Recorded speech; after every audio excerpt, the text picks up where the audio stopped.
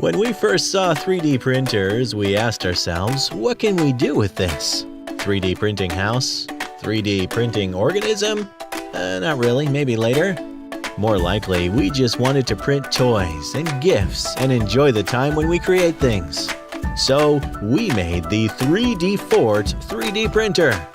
We tried our best to make it affordable, easy to use, and most importantly, for the 3D printer to be a part of your life.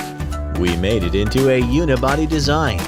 No more assembly instructions. Just take it out of the box, plug in the power, and start printing. The print plate is the exotic material. You can easily remove the 3D printed object off the plate after printing. For the extruder, we designed the extruder with one-push insert filament function. Just push the clamp and insert or remove the filament easily.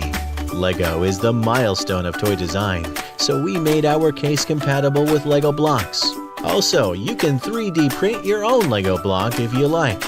3DFORT 3D printer represents a whole new kind of toy and a tool for kids, makers, artists, and 3D enthusiasts. In fact, for anyone who wants to make creative objects. 3DFORT 3D printer.